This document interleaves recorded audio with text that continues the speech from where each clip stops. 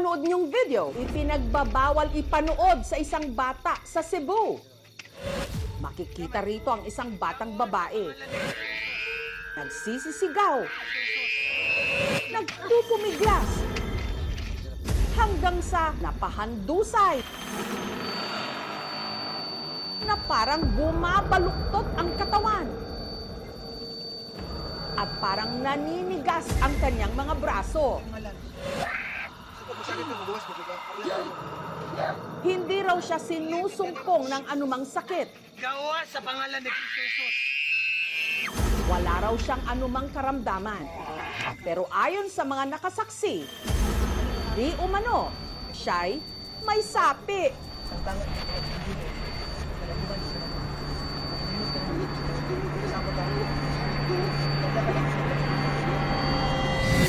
At ang videong ito, iniiwasang ipanood kay Shane sa takot na baka may puwersang muling bumalik sa kanya dahil siya ang batang nasa video. Gawa sa pangalan ni Jesus. Bunso ng worship leader mula Lapu-Lapu sa Cebu na si Gladys, si Shane. Pinaagi sa imong hamiling dugo. Nitong May 7, isinama raw ni Gladys si Shane sa dinaluhan nilang spiritual training sa bayan ng Aluginsan. Happy naman talaga po kami nun. Yung patapos na po kami, mama, mabigat yung yung katawan ko yung ulo ko, masakit. I-pray mo ako kay Pastor Sai. Pero habang ipini-pray over, bigla raw nag-iba ang kilos ng bata. Kung titingnan mo talaga, ma'am, hindi ko maisip na kayang gawin ito ng normal na tao. Akala ko nga, ma'am, sa time na yun ay siya ay lilipad. Ang paniniwala nila, si Shane sinapian ng demonyo. Kaya si Pastor Cyril agad nagsagawa ng deliverance o pagtaboy ng sapi. Gawa sa pangalan ni Jesus. Sa dami din ng nadaanan ko at sa dami din ng nakita ko, etong demon na ito ay wild talaga. Pero tila mas lumala pa raw ang kondisyon ni Shane. Sa posisyong ito, para siyang agresibong manok panabong. Binalot namin yung bata sa tela kasi para safety siya. Masakit talaga tingnan. Hindi ko lubos paisip na naranasan ng anak ko. Pila mo kabuk dere. Ito yung una jo dere. Ito yung ngalan. Ha? Dili na sila mo Kabigat sa Ginoo. Ang nakadapa na noong si Shane, napahawak na lang sa kanyang ulo. Na para bang sinusubukang ikutin ito. Maghinahinay mo og kuan nila. Libanduan ka na ko ayo ang ulo. Maghinahinay mo og gawas ha. Maghinahinay mo og tangtang sa mga tawo sa ubos. Ha? Nagsabot ha? Ha? Musunod ka na ko, medyo kay ka na ko. Libanduan ka na ko, tarungan na iyang kuan. Oh? Libanduan ka na ko pagtarong. Anara. Ito na ko ha. Anara ha. Musulti ko nimo. Mabalik mi dere. Tangtanga imong gawag kung dilis, kalayuhan dito na mo. Makalinon ka na mo dito sa langit. Nagkasabot ha? Ha? Kaila ka na ko, kaila ko mo. Hanggang sa si Shane, Be pray, be delivered din mo. Jesus! Come on, go guys! Jesus, my God! tuluyan nang nawalan ng malay. Territorial demonic authority na nagmanifest sa kanya. In short, galit na galit yung evil spirit sa atin kasi nga nung pinag-uusapan namin sa gabing ito, we are talking about to preach the gospel. Si Shane, maayos-ayos na ang lagay ngayon. Kwento niya, naglalaro lang daw siya noon nang meron siyang nakita.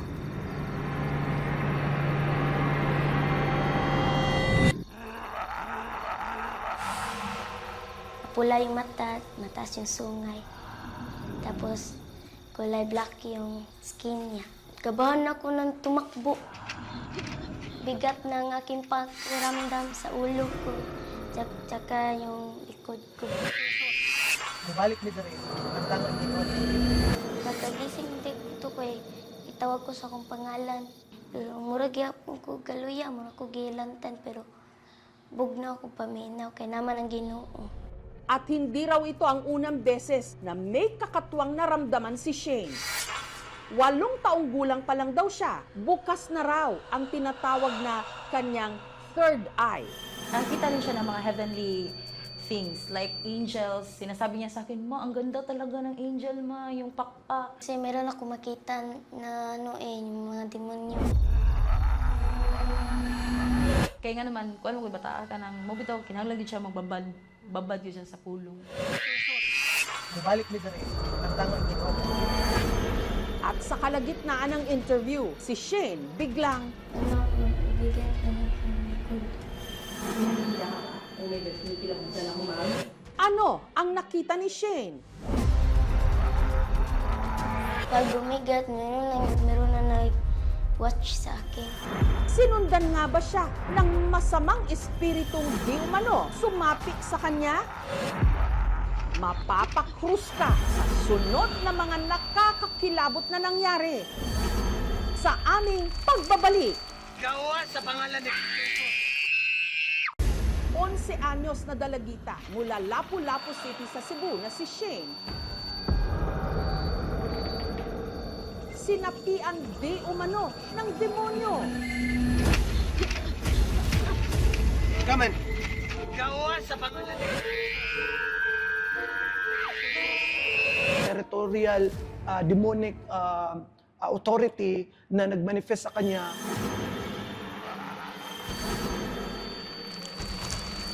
Pero ito ang hindi nila inasahan. Bigyan ko ng likod. Sa kalagitnaan ng aming interview kay Shane, muli siyang may naramdamang kakaiba. Pag bumigat, meron na nag-watch sa akin. Ngayon may nararamdaman ka? Oh my God, kinikilang ko na ako, ma'am. Ma'am, kinikilang ko na. Ayun, pakuan ha? Okay ka lang? Ay, pabalusan nila ako. In Jesus' name.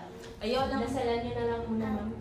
Si Shane agad dinasalan ng mga spiritual leader. Relax ra iya mo na unaw kasing-kasing kay ma-stress man gud ya kababi tas daot or sa kuan nga mabuslot niya ang heart ni Inday. In Jesus' Kamusta ka? Okay na? Ano yung naramdaman mo kanina? Kasi yung background kasi biglang dumidilim. Mabalik mi diri, tangtangan imong gahom dili. Para kay Gladys, posible rin daw na malalim ang ugat ng pinagdadaanang ito ni Shane. Kasi miss din yan yung daddy niya kasi namatay na. Sobrang close niya sa daddy niya. Kaya sinasabihan ko naman po siya na huwag kang malungkot kasi kung love natin siya, mas love din siya ni Lord. Pinaintindi ko naman po sa kanya na may lubos pa na nagmamahal sa daddy mo, si Lord. Kaya kinuha siya agad. Pero iba naman ang pananaw ng isang child psychologist. Pwede nating tingnan seizure disorder, pero kailangan din nating malaman yung psychological basis natin. Kapag ang bata ay nag-undergo ng tinatawag nating stress, may mga previous na kaganapan sa buhay niya, sa buhay ng pamilya, na maaring maglagay sa kanya sa ganoong kondisyon. Mabalik mi diri, tangtangan imong gahom dili. Malaki yung kondisyon ng isang bata na mas paniwalaan niya kung ano yung mas madalas niyang nakikita. No? Yung mga paniniwala din ng magulang na dadala ng isang bata.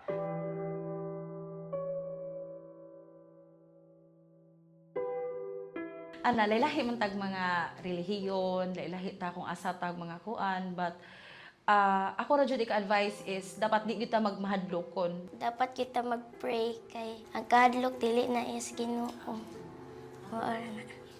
Sa ngayon, payapa na muli si Shane. Pero hindi sila nagpapakampante. Mabalik mo diri, tangtangan imong gahom aling tawo sa ubos. Ha? Dahil sa kanilang paniniwala, ang kampon ng kadiliman, hindi mo alam kung kailan muling aatake.